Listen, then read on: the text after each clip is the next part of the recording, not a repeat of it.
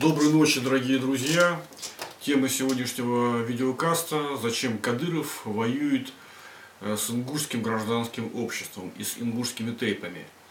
Ну, во-первых, надо понимать, кто такой Кадыров, да, и откуда он взялся.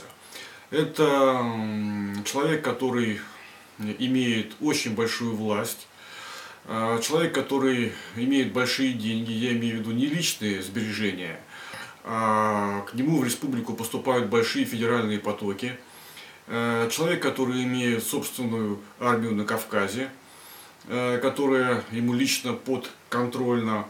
Человек, который чувствует себя наместником Москвы на Северном Кавказе, кстати, не являясь таковым, то есть чувствует себя наместником, не являясь таковым. И человек, который считает и чувствует, что ему дозволено все, что ему дозволено практически все. Вот так вот я воспринимаю Кадырова, исходя из его поведения, его заявлений, его приездов, наскоков в Ингушетию, его всяких пиар-выходах, которые он себе позволяет, и прочих вещей. И возникает вопрос, а вот человек, который вот имеет такую власть или думает, что он ее имеет, он чего-либо боится или нет? Вот чего боится Кадыров на Кавказе? Вот есть то, чего он боится на Кавказе. И вот я думаю, что Кадыров боится двух вещей. Это неподкупности людей и бесстрашия людей. То есть, когда человека нельзя купить, то он неуправляем. Когда человек бесстрашен, ничего не боится, то он тоже неуправляем. А вы представьте, когда человек одновременно и неподкупен, и бесстрашен, он абсолютно неуправляем. И вот этого вот больше всего боится Кадыров, что на Кавказе есть неуправляемые люди и неуправляемые регионы. Вот с такими вот людьми он столкнулся в Ингушетии. Не просто с отдельно взятыми людьми, потому что отдельно взятого человека можно и напугать, и можно купить. А вот с новым социальным феноменом, с которым столкнулась Москва и Кадыров в Ингушетии, с ним справиться оказалось невозможно. Что это за социальный феномен? Это синтез тейпов и гражданского общества. И вот эту вот новую социальную структуру я назвал так: тейповое гражданское общество. Это общество нового типа, плохо пока изученное, которого раньше не было, которое проявило необыкновенную организованность, силу и ум, и с которым никто не знает, как вообще с ним справляться, как с ним бороться, как его нейтрализовывать и вообще, что это такое. То есть тейповое гражданское общество – это новый феномен, который совершенно не изучен в политической науке. И с ним никто не знает, что с ним делать. И вот это вот тейповое гражданское общество, поскольку оно является синтезом тейпов и гражданского общества, да, ну вот представьте ситуацию. Одного человека можно купить, но нельзя купить тейп. То есть одного человека из тейпа в принципе купить можно. Сложно, но можно. Но тейп купить невозможно. Можно купить, можно запугать одного человека. Одного человека можно запугать, но невозможно запугать все гражданское общество, состоящих из таких вот отдельных людей.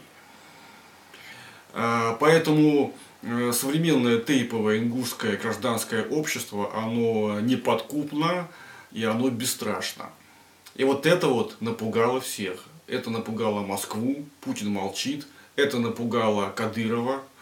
И это очень хорошо видно по его заявлениям, да, что это там жалкая кучка и так далее. Он пытается все это представить как нечто такое, знаете, несущественное, там это какая-то кучка, да?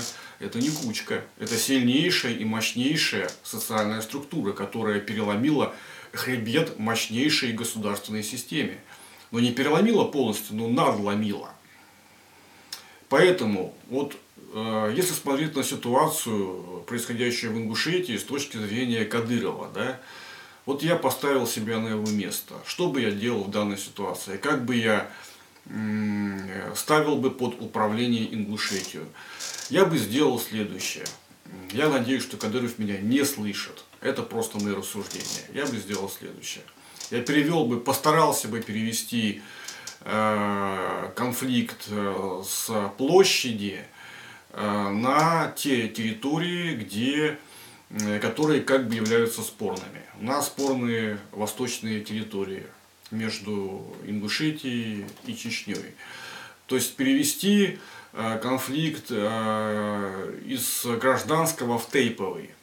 И вот в тейповом контексте этот конфликт было бы уладить Кадырову намного легче. Договориться, что-то предложить, перевести его в другое русло, использовать какие-то уже хорошо апробированные методики, например, исламский фактор, совместную молитву. Это действительно работает, потому что люди там верующие. Это по факту работает. Но главное — это убрать людей с площади.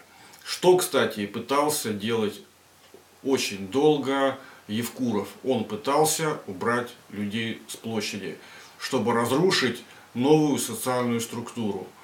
Тейповое гражданское общество, возникшее в Ингушетии.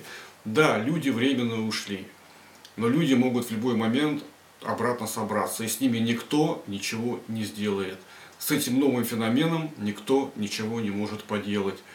И даже те работы, которые ведутся на территории Ингушского заповедника, по крайней мере сейчас об этом очень много выкладывают всяких роликов, это все частный фактор и такое частное явление. Да? Это абсолютно и совершенно никак не повлияет на тот феномен, с которым мы столкнулись, вот на социальную позицию тех ингушей, которые выходили на площадь.